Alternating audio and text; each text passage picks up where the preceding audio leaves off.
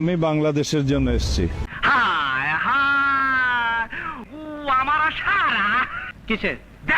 একের পর এক তিনটে গ্রুপ গেল শেখ মুজিবের কাছে। প্রথমে যুব দল গেল, তারপর একটা দল গেল, তারপরে সর্বশেষ গেল তাজউদ্দিন সাহেব। তারেক রহমানের পরামর্শে ইশরাকের নেতৃত্বে বাংলাদেশ জাতীয়তাবাদী মুক্তিযুদ্ধ দল গঠন করা হয়েছে। জাতীয়তাবাদী মুক্তিযোদ্ধা প্রজন্ম গঠিত হয়েছে। আমরা ঐক্যবদ্ধ থাকা জয়যুক্ত করব ধানের শীষ। তারপরে আমরা চাঁদাবাজি করি, ঘুষ খাই, দুর্নীতি করি, করবো ভাইরা। আমার হোগা মারা শেষ। এবার কলেজের জরাজীর্ণ রান্নাঘরে টিন বিক্রি করে দিয়েছেন জামালপুর শাখা ছাত্র দলের দুই নেতা। আর এ অভিযোগে জামালপুরের ইসলামপুর সরকারি কলেজের শাখা ছাত্র দলের দুই নেতাকে সংগঠনের পদ থেকে অব্যাহতি দেওয়া হয়েছে। অব্যাহতি পাওয়া ওই দুই নেতা হলেন ইসলামপুর সরকারি কলেজ শাখা ছাত্র দলের সভাপতি জুনাইদ হোসেন ও সাধারণ সম্পাদক রাব্বি মিয়া।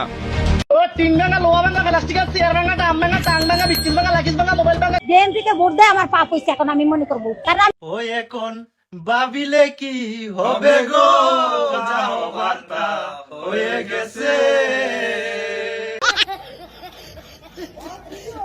বাংলাদেশের স্বাধীনতা যুদ্ধ কোনো আবেগপ্রবণ বিদ্রোহ ছিল না, এটি ছিল একটি সুপরিকল্পিত, কৌশলগত এবং সুশৃঙ্খল সামরিক অভিযান।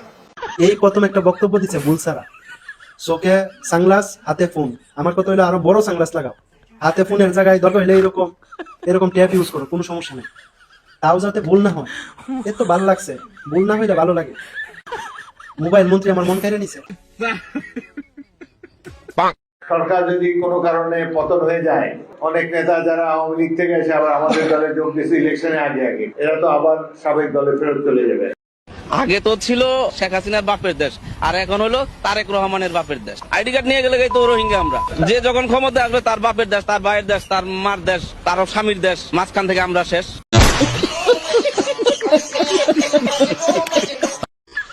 স্বেচ্ছাসেবক লীগের সভাপতি বিল্লাল, নিজাম, খলিল, মিজানুর। স্বেচ্ছাসেবক লীগ নেতা বিল্লাল আর এই যে মিজান খলিল, এরা মাদক আনতে খাইতে এগুলা কাজ করে না, এগুলা ডেট ওভার। বাংলাদেশের প্রধানমন্ত্রী তারেক রহমান, তারেক রহমান, তারেক রহমান।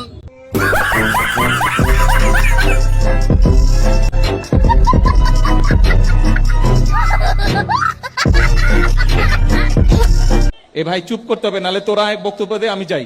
অঙ্গ সংগঠনের সবাইকে আসসালামু আলাইকুম।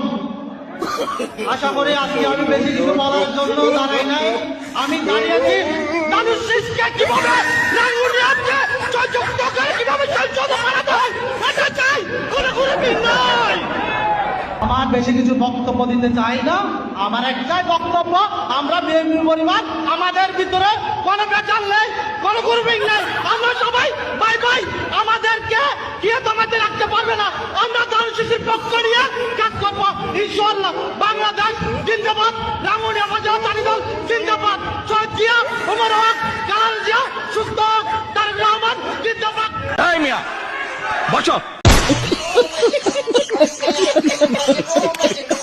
মির্জা ফখরুল ইসলাম আলমগীর সে কোনো কথা বলতেছে না। আমরা দেখতেছি সালাউদ্দিন সাহেব দেশে প্রবেশ করার পর থেকে বিএনপির সমস্ত কন্ট্রোল সালাউদ্দিন সাহেবের হাতে চলে গেছে। এই সালাউদ্দিনের মাধ্যমেই বিএনপির পুরো কন্ট্রোলটা ভারত নিয়ে নিয়েছে বলে আমি মনে করি। কথা কি ক্লিয়ার না ভেজাল আছে? ক্লিয়ার। একটা বন্দুকের আওয়াজ, একটা কামানের আওয়াজ সিলেটে হয়েছে, আর আমি ময়মনসিংহে বসে সেই আওয়াজটি শুনেছি। দেশনেত্রী বেগম খালেদা জিয়া ৭২-এর সংবিধানকে ছুঁড়ে ফেলার কথা বলেন নাই।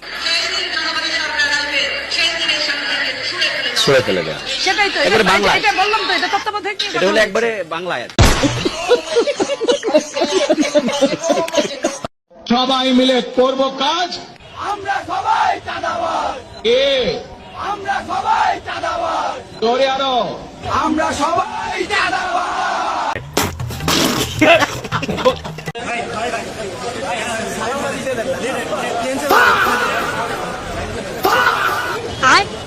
কি কি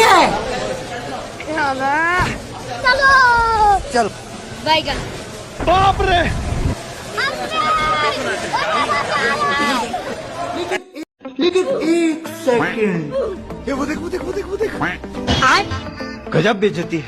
লিডার আপনি কর্মীরা এইভাবে অপমান না করলেও পারতেন। সে ভালোবেসে আপনাকে একটা ফুল উপহার দিচ্ছে, ওই ফুলটা আপনি টেবিলেও রাখতে পারতেন, পায়ের নিচে না আরেকটা।